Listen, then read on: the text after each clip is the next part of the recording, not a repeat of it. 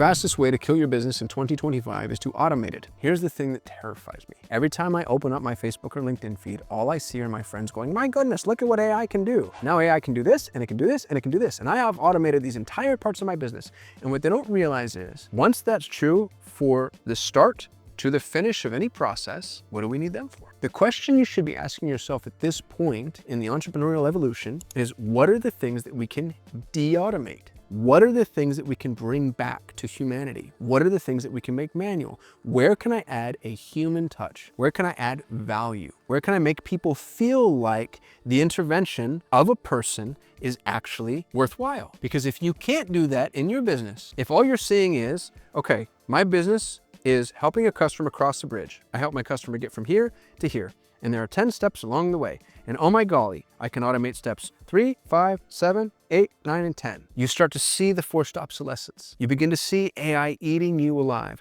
And in the very beginning, it's going to look exciting. Why? Because your cost of goods are being decreased. You're still able to charge the same amount of money because the entire chasm hasn't been crossed by AI just yet. In the very beginning, you have arbitrage available and accessible to you, and it looks like things are going great. But then the remaining steps start to get taken out. And AI gets smarter and better and more efficient and more effective. And then all it takes is for your customer to be able to see this line of sight and think to themselves, gosh, why am I paying this joker when all I can do is just press this little boot button here and the thing that I'm paying you to do is done? So stop automating yourself out of a job. Look at the bridge and ask yourself, where can I add value? What are the things that AI cannot do? What are the things that are not scalable? Where can I take a human being and place them in this process and have the human intervention actually improve the quality of the experience or the output? And by the way, there are going to be a lot of people available to you. The labor collapse that's coming is going to be significant, and everybody's going to be fine. Nobody's going to starve because we live in a developed world where the whole planet is going to be placed on universal basic income or something close to that. But there's still going to be people that want to work and still people that want to participate.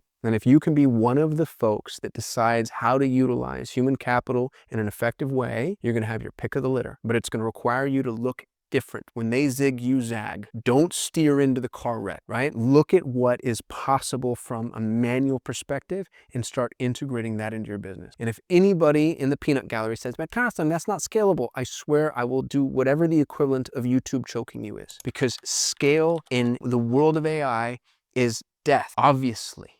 Right? If the computer can do it, why do I need you? Anything that's scalable end to end means, by literal definition, that you're no longer necessary. If you want to be necessary, if you want your business to be necessary, if you want your employees to be necessary, de-automate your business. Automation is death and destruction for all businesses. Start adding a human touch. And you'll be shocked, by the way, at how much people really want that. Think about every product and service that we engage with as consumers and how much automation sterilizes all of it. If you start really adding people to the equation, I think that the value proposition there is immense. It's massive. Think about your own experiences. Think about all the vendors that you engage with. You know, think about the difference between going to a Ritz-Carlton and a Holiday Inn.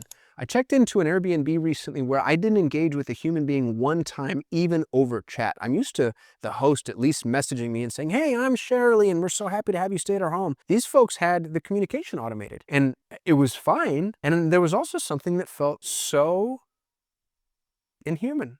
Because it was. There wasn't even a person that was aware that I was staying in this building, and I didn't realize that that mattered to me at all. But I step into a Ritz, and there's a doorman who opens the door for me, and there's a young lady behind the counter who greets me with a glass of champagne, and I suddenly feel like I'm an important person because they've staffed this with real people who look me in the eye and know my name and maybe care a little bit. And I get to build a relationship with them, and you can do that in your business. The only thing that's going to set us apart from AI is going to be value provision through human intervention. So where can you do that? I don't care what business you're in. I don't care if you're a landscaper, an arborist, a radiologist, a website designer, a media buyer. You can you can de-automate, and you can bring in massive value. And by the way, you can charge a premium. That's what the rich does, right? That's how they do that. That's how they pull that off. Start to pay attention. This is the way the whole world is going to go. The whole world is going to go one of two directions. Either, I don't know if you've noticed the new McDonald's. You walk into a McDonald's, you never see or talk to another human being. You go to this great, big, beautiful screen. You order everything that you want. You can customize your order right there. And then it comes out on a conveyor belt in an instant. I don't even think it's made by a human, to be honest with you. I don't know who's back there. I don't eat at McDonald's, by the way. I've been told this. Or you flash forward to the other side and you go to the Ocean Club, and it's nothing but human interaction, but it's a premium. McDonald's is $2.50 in cancer, and the Ocean Club is, $250 for your dinner. And that's the direction it's all going to go, either infinitely scalable or massive human touch. And you, by the way, probably don't have the billions of dollars that it's going to take to compete on the infinitely scalable model. So my recommendation to you would be go human touch, go white glove, go red carpet, go highbrow, treat people well, and use people to do that. And by the way, for whatever it's worth, and this gets a little virtue signaling, I also think it's incumbent upon us as entrepreneurs to find a place for people. I think one of the most important things we can do is employ people. And that will become more and more true in whatever future it is that we're staring down the barrel of. Stop automating your business. Start de-automating your business. And if you don't see what I see on the horizon, I'd love for you to challenge me. Hit me in the comments. And I've seen a couple of detractors. I've seen a couple of people say something contrary to what I'm saying and believe that there's ways to build these set it and forget it Tim Ferriss AI businesses that, you know, just mint money while they're sleeping. Y'all, I don't see it. I mean, go play with Lovable. Go play with Bolt. Go play with some of these. Software engineers used to be, I assumed, the safest people in the post-industrial economy. And they're getting laid off in mass, which is insane. These are high-value jobs. And not only are they getting laid off, but the organizations that are laying them off are minting money while doing it. I quoted this in another video, and I'll get the numbers wrong, but you know, Google made $2 or $3 million net profit per employee it laid off last year.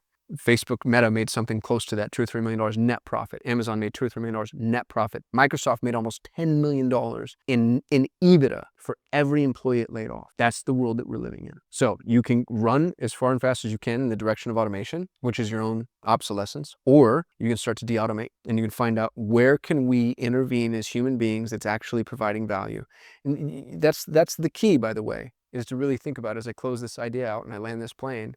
You can't just throw humans at it because that's going to encumber the process. You have to figure out where is it that a person would actually matter? Where is it that actually want to engage with another human being? And I would find value in that. And that's the way to stay in business and love on your customers. I hope this was helpful. I'd love some thoughtful dissent. If you disagree, hit me in the comments. I'd love to have those conversations. I answer all my own comments myself, and I'll see you in the next video.